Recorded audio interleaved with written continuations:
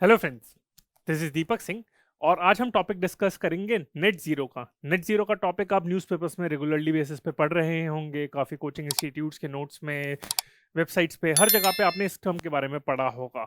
और इस बारे में आपने देखा होगा कि इंडिया काफ़ी टाइम से रेजिस्ट करे जा रही थी। इनफैक्ट मैंने कल ही एक टॉपिक डिस्कस करा था क्लाइमेट इक्विटी मॉनिटर का, जो AQ बायस की वेबसाइट पे है, उसे भी आप एक बार पढ़ लीजिएगा। और उसमें भी मैंने कहा था, बताया था कि इंडियन गवर्नमेंट रेजिस्ट कर रही है। इनफैक्ट जो उस वेबसाइट को डेवलप करा जा रहा है वो इसीलिए करा जा रहा है ताकि डेवलप कंट्रीज, जैसे हम कहते हैं ग्लोबल नॉर्थ कहते हैं, तो वो कंट्रीज इंडिया को प्रेशराइज ना करें नेट जीरो का टारगेट अचीव करने के लिए। इस कंटेक्स्ट में वो वेबसाइट बनाई गई थी और डैशबोर्ड बनाया गया था, जो इंडियन रिसर्चर्स ने बनाया है, MS स्वामीनाथन रिसर्च फाउंडेशन ने। तो इंडिया ने उसे एंडोर्स करा था अभी COP26 शुरू होने से पहले। COP26 मतलब आपका हो गया कॉन्फ्रेंस ऑफ पार्टीज 26, उसकी जो 26 मीटिंग है टू UNFCCC, तो उसके कंटेक्स्ट में मैंने वो लेक्चर अपलोड करा था, वो AQ बायस की वेबसाइट पे है। पर उसी को कॉन्ट्राडिक्ट करते हुए अब मैं ये कहूंगा कि रिसेंटली, यानी कि एक दिन में ही इंडिया की पॉलिसी में क्या शिफ्ट आया। प्रधानमंत्री मोदी जी वैसे भी थोड़े अनप्रिडिक्टेबल रहते हैं, क्योंकि वो उनको जो लगता है उस टाइम पे वो एंड मोमेंट पे अपने डिसीजंस वेरी कर लेते हैं कभी कभार। तो उन्होंने अब ये डिसाइड करा और ये अनाउंस करा है ग्लोबली, आपकी COP26 पे उन्होंने अनाउंस करा है कि इंडिया अब नेट जीरो के टारगेट्स को कमिट करेगी, और साथ में बहुत सारी अनाउंसमेंट्स भी दी हैं। तो इस कंटेक्स्ट में आज का हम टॉपिक करेंगे, और टॉपिक शुरू होने से पहले मैं आप लोगों से कुछ क्वेश्चन पूछना चाहूंगा। ये टेस्ट करना चाहूंगा कि आप लोग कितना अवेयर है, क्योंकि प्रीलिम्स आपने इस बार का भी देखा था, काफी अनप्रेडिक्टेबल रहा था। तो इट्स बेटर ऐसा ना हो कि सिर्फ प्रीलिम से 2 महीने से पहले ही हम उसकी प्रिपरेशन शुरू करें। MCQs AQ बायस पे मैं चाहूंगा कि मैं आपकी डेली बेसिस पे कुछ ना कुछ आपके MCQs कराता जाऊं। तो मैं ऐसे कुछ क्वेश्चन पूछना चाहूंगा, आप देखिए कि आप कितने अवेयर हैं इन डेवलपमेंट से। और क्वेश्चन है कि India plans to achieve the target of net zero by which year. The options can be 2040, 2050, 2060 और 2070। ये है, तो इसका करेक्ट आंसर है आपका 2070 का। इसी कंटेक्स्ट में जो आपकी COP26 हो रही है, वो आपकी एक जगह पे हो रही है, तो स्कॉटलैंड में हो रही है, जो यूनाइटेड किंगडम का पार्ट है। उसको भी मैं डिस्कस करूंगा कि यूनाइटेड किंगडम क्या है, ग्रेट ब्रिटेन क्या है, वो भी मैं आपसे डिस्कस करूंगा। स्कॉटलैंड की कैपिटल क्या है? एडिनबर्ग, ग्लासगो, बेलफास्ट या कार्डिफ? तो लग रहा होगा कि भाई ग्लासगो कैपिटल है, क्योंकि ग्लासगो में ही ये COP26 हो रही है, बट ये रॉन्ग है। करेक्ट आंसर आपका एडिनबर्ग, ये आपका है। एक और इस पे MCQ बन सकता है, बाय 2030, 2030 तक India will reduce the carbon intensity of its economy bye how much percent? 35%, 40%, 45%, 50%, 55%, कितना है? तो करेक्ट आंसर है अभी इसका 45%, जो अनाउंसमेंट दी गई है। पहले इसका टारगेट था 35%। और अगर मैं कुछ और एक MCQ पूछूं इसमें, तो by 2030 how much renewable energy is India planning to generate? 2030 तक रिन्यूएबल एनर्जी का टारगेट क्या है? पहले कुछ और टारगेट था, फिर मोदी की सरकार आई, फिर कुछ और टारगेट करा गया। तो पहले टारगेट था 450 गीगावाट, पर अब इस टारगेट को इंक्रीज कर दिया गया है 500 गीगावाट। तो ये बहुत ज्यादा इंपॉर्टेंट है। खासकर मैं कहूंगा कि नेट जीरो का तो है ही, चलो 2070 तो याद करना इशू आराम से रहेगा, उसमें कोई इशू नहीं होगा। पर ये जो चीजें हैं, carbon intensity of its economy bye 45% bye the year 2030, ये इंपॉर्टेंट है, क्योंकि पहले था 35% था इसका। और साथ में अब जो दूसरा आपका है रिन्यूएबल एनर्जी का टारगेट है, वो आपका है 500 गीगावाट, पहले 450 था। तो आप लोग चेक खुद ही इवैल्यूएट कर सकते हैं कि आपको कितना अवेयरनेस है, कितनी नॉलेज है। तो इन चीजों पे, इन छोटी छोटी अनाउंसमेंट्स पे भी यहाँ पे एक MCQ बन सकता है। तो लगेगा कि कंटेम्प्रेरी करंट अफेयर्स से नहीं पूछे जा रहे, स्टैटिक पार्ट से, बट एक्चुअली सारे करंट अफेयर्स बेस्ड आपके MCQs हैं। तो फ्रेंड्स, इन MCQs को दिमाग में रखते हुए हम आज का लेक्चर स्टार्ट करेंगे। Again I will be covering in 3C approach, comprehensive, बहुत सारी डायमेंशंस जो भी है वो आपकी कवर करूंगा।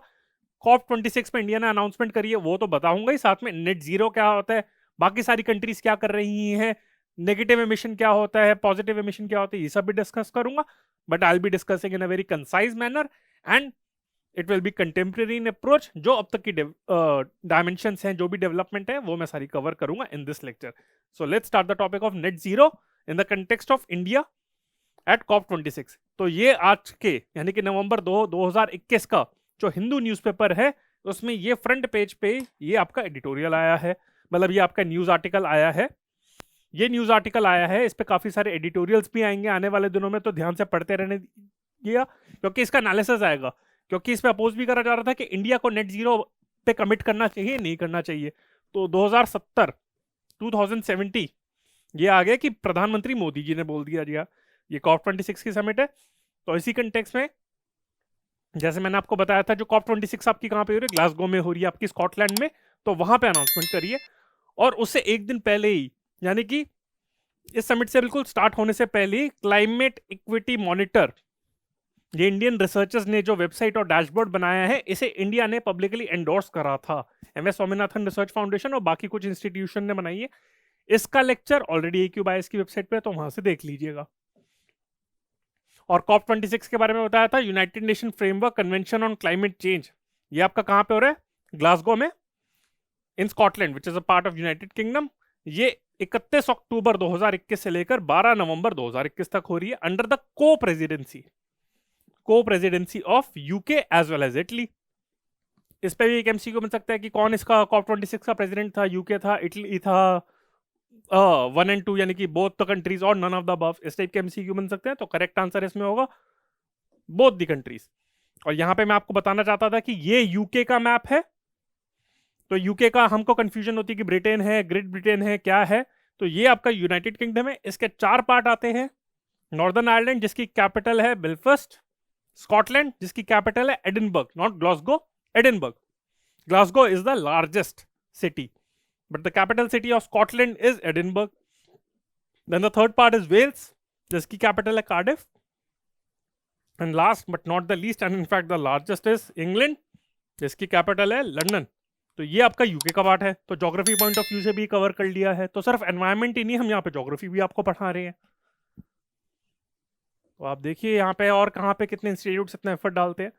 तो ये हो गया आपका ज्योग्राफी पॉइंट ऑफ व्यू से भी बता दिया। अब हम अनाउंसमेंट्स पे आते हैं, जिसपे मैंने MCQs पूछे थे आप लोगों से। पहली बात तो ये India will achieve net zero emissions, जिसके बारे में अभी आपको डिटेल में एंड में थोड़ा सा बताऊंगा, उसको ओवरव्यू दूंगा। लेटेस्ट बाय द ईयर 2070 2070 तक। ये हो गया पहला अनाउंसमेंट, ठीक है। दूसरा क्या है? India will reduce the total projected carbon emissions, ठीक है, total projected carbon emissions by how much? 1 billion tonne by the year 2030। तो मैक्सिमम इन केसेस में 2030 वैसे टारगेट है, सिर्फ नेट जीरो के टारगेट को छोड़ के, जिसमें टारगेट है 2070। तो टोटल प्रोजेक्टेड कार्बन एमिशन कितना कम करेगी, यानी कि ऑलरेडी कितना कार्बन एमिशन था वो तो प्रोजेक्टेड था, तो उसको कितना कम करेगी? By 1 billion tonne. तो 1 billion tonne of carbon emission को और रिड्यूस करा जाएगा बाय द ईयर 2030। ये हो गया दूसरा पॉइंट हो गया।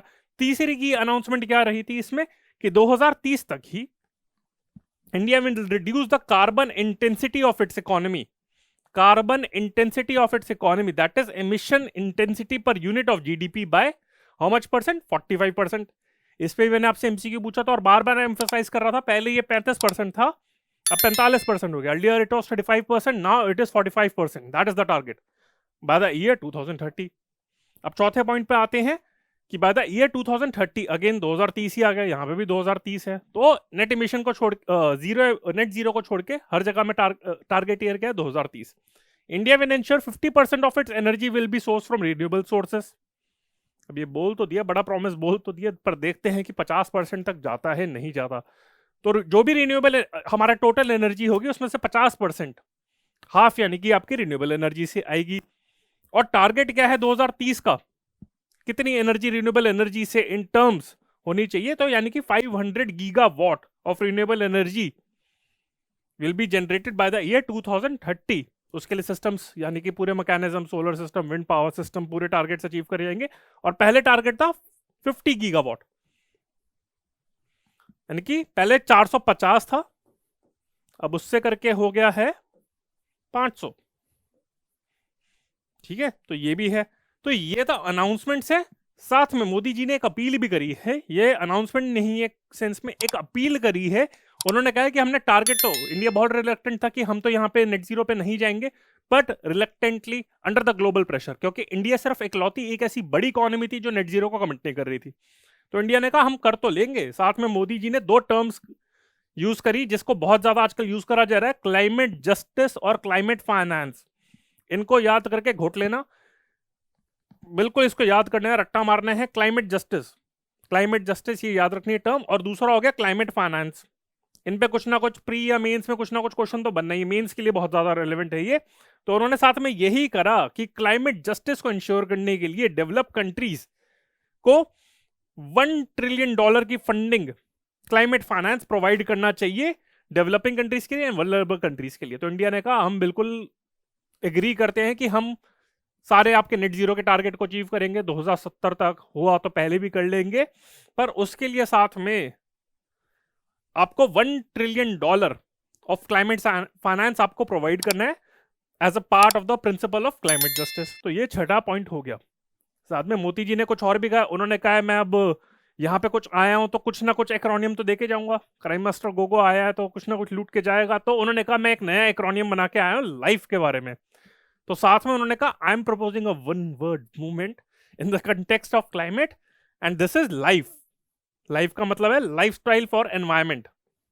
तो इसके ऊपर भी कुछ ना कुछ मेंस पॉइंट ऑफ व्यू के लिए क्वेश्चन बन सकता है। ये तो नहीं पूछेंगे कि लाइफ का एक्रोनियम किसने करा है, वो सबको पता है मोदी जी ने ही और उनकी टीम ने ही बनाया होगा। तो ऐसे कुछ ना कुछ एक्रोनियम ऐसे कुछ होती है, फुल फॉर्म होती है, एब्रिविएशन होती है, तो ये सब उन्होंने बनाया। तो लाइफ उन्होंने कहा है कि it's a one word movement in the context of climate which is lifestyle for environment. तो ये आपके आंसर्स में, एस्से में या फिर बेसिक आंसर में आपके कोट करने के लिए बहुत इंपॉर्टेंट है, या फिर इस पर कुछ क्वेश्चन भी बन सकता है। साथ में मोदी जी ने कुछ फैक्ट भी बोले हैं। उन्होंने कहा है कि ग्लोबल पॉपुलेशन शेयर इंडिया का तो 17% है, पर contribution to emission is just 5%। तो यानी कि इंडिया और बाकी सारी डेवलपिंग कंट्रीज हो गई या फिर चाइना हो गई, उनको पनिश क्यों करा जाए, उन पे ज्यादा पेनल्टीज क्यों लगाई जाए। तो मोदी जी ने ये भी बोला था, ये पॉइंट भी इंपॉर्टेंट है आपका।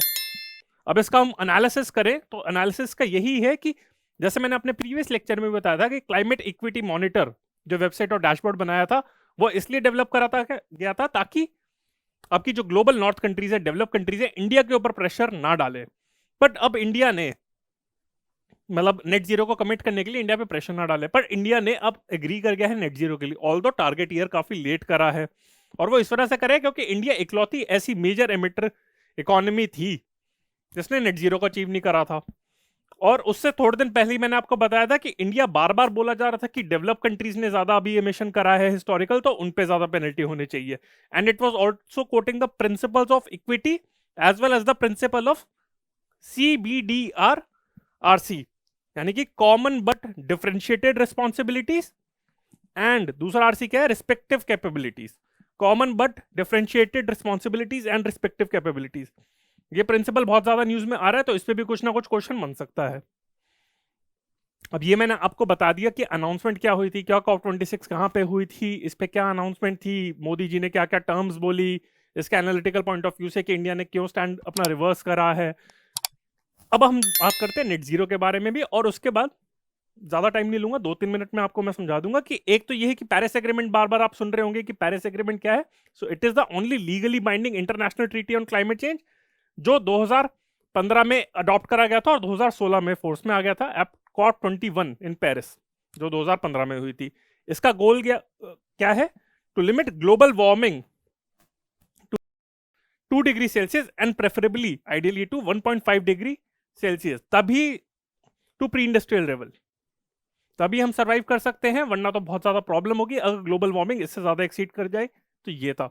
इसी कंटेक्स्ट में कहा जाता है कि पेरिस एग्रीमेंट को अचीव करने के लिए सिर्फ एक ही तरीका है, और वो है net zero, which is also known as carbon neutrality. और इसका मतलब ये है, नेट जीरो का मतलब ये है कि टोटल एमिशन, ऐसा नहीं है कि कोई भी कंट्री के एमिशन ही नहीं करेगी।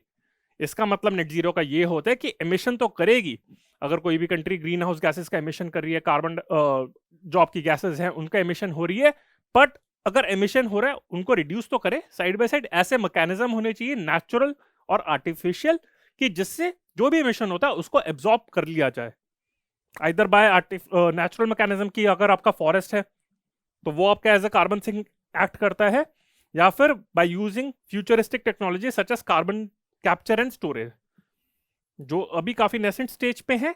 तो ऐसी टेक्नोलॉजीज को यूज करके उसको, जो आपका कार्बन एमिट हुआ है, उसको एब्जॉर्ब कर लिया जाए। तो नेट लेवल पे अगर देखा जाए तो आपका जो एमिशन है, कार्बन एमिशन है, वो आपका जीरो है, ग्रीन हाउसेस गैसेस का एमिशन है वो जीरो है, तो इसलिए नेट जीरो कहा जाता है और साथ में इसे कार्बन न्यूट्रलिटी भी कहा जाता है। तो ये सेम टर्म्स हैं, इस पे घुमा फिरा के वो पूछ सकते हैं। तो इसका सिग्निफिकेंस मैंने आपको बताया था कि एक तो यही है इसका कि सबसे बड़ा एमिशन, इसका जो पॉजिटिव पॉइंट ये है कि ऑलरेडी पेरिस एग्रीमेंट को अचीव करने के लिए यही कहा जाता है कि ये सबसे अच्छी स्ट्रैटेजी है। पर साथ में इसका क्रिटिसिज्म अगर ये देखा जाए तो यही कहा जाता है कि इसके लिए 2050 तक, 2060 तक अगर हमें एकदम से ये टारगेट अचीव करना है तो बहुत ज्यादा पैसे लगेंगे उसमें। दूसरा ये भी कहा जाता है कि पेरिस एग्रीमेंट के अंदर 2015 का जो पेरिस एग्रीमेंट है उसमें ये नेट जीरो का गोल कभी मेंशन नहीं करा गया। It only says that every signatory should take the best climate action it can. तो ऐसा मैंडेटरी नहीं है। तो ये भी प्रीलिम्स के लिए बहुत ज्यादा इंपॉर्टेंट है कि 2015 का जो पेरिस एग्रीमेंट है, लगेगा कि नेट जीरो का टारगेट उसमें है, पर उसमें कहीं पे मेंशन नहीं है। तो ये इसके कुछ इश्यूज हैं, ये इसकी कुछ कंसर्न्स हैं। साथ में मैं एक और चीज बोलना चाहूंगा कि नेट जीरो का तो है, साथ में नेगेटिव एमिशन के बारे में भी, क्योंकि इस पे भी कुछ ना कुछ एनवायरमेंट के कंटेक्स्ट में क्वेश्चन पूछ सकते हैं कि ये भी पॉसिबल हो सकता है किसी कंट्री के लिए टू हैव नेगेटिव एमिशन। अगर ऐसा हुआ कि एमिशन कम है और एब्जॉर्प्शन की, थियोरेटिकली अगर हम बात करें कि एब्जॉर्प्शन की कैपेबिलिटीज ज्यादा हैं, आपका जैसे किसी का फॉरेस्ट कवर ज्यादा और एमिशन बहुत ही कम है, तो वो आपका वहां पे नेगेटिव एमिशन भी हो सकते हैं। फॉर एग्जांपल भूटान की अगर हम बात करें तो it is described as a carbon negative country because it absorbs more than it emits. तो ये आपका नेट जीरो का टॉपिक हो गया, आपका नेट जीरो के जो कंटेक्स्ट में जो भी आपकी डायमेंशंस है। और अगर हम बाकी कंट्रीज की बात करें ग्लोबल सिनेरियो में, तो न्यूजीलैंड हो गया आपका, यूके हो गया, चाइना हो गया, यूरोपियन कमीशन हो गया जिन्होंने फिट फॉर 55 का टारगेट अडॉप्ट करा है। फिर यूएस ने अपने टारगेट करे हैं, कुछ सेट करे हैं। फिर यूएस के जो एक फेमस पर्सनालिटी हैं जॉन केरी, जो उनके क्लाइमेट एनवॉय हैं, उन्होंने एक बाय पार्टिसन ऑर्गेनाइजेशन लॉन्च करी थी by the name of World War Zero in 2019। ये ऑर्गेनाइजेशन लॉन्च करी थी कि लोगों को कन्विंस करा जाए। साथ में नेट जीरो प्रोड्यूसर फोरम भी इस साल न्यूज में था अप्रैल 2021 में, क्योंकि इस साल का प्रीलिम्स तो नहीं है पर अगले साल का जो प्रीलिम्स है उसके लिए भी रिलेवेंट है, क्योंकि 1.5 साल के मिनिमम प्रीलिम्स के क्वेश्चन कुछ करंट अफेयर्स पूछे जाते हैं। तो 5 कंट्रीज थी उसमें, यूएसए, कनाडा, सऊदी अरेबिया, कटार एंड नॉर्वे। तो ये तो होगी आपकी नॉर्थ अमेरिकन कंट्रीज हो गई, ये आपकी मिडिल ईस्ट कंट्रीज हो गई, सऊदी अरेबियन, कटार, एंड एक आपकी होगी नॉर्वे हो गई, नॉर्डिक कंट्री में आ गई। तो इन्होंने भी, ये नेट जीरो प्रोड्यूसर फोरम के ये मेंबर है, तो इसमें पूछ सकते हैं। ऑस्ट्रेलिया, न्यूजीलैंड सरप्राइजिंगली इसमें नहीं है। तो ये आपका ग्लोबल सिनेरियो है। तो फ्रेंड्स, ये आपका लेक्चर था नेट जीरो के ऊपर और इंडिया के कंटेक्स्ट में था, और साथ में मैंने आपको नेट जीरो और जो ग्लोबल सिनेरियो है वो भी बता दिया है, पेरिस एग्रीमेंट भी आपको ब्रीफली बता दिया है। आपको आई होप ये लेक्चर अच्छा लगा। If you like it then please comment, like and share it with as many friends as you can.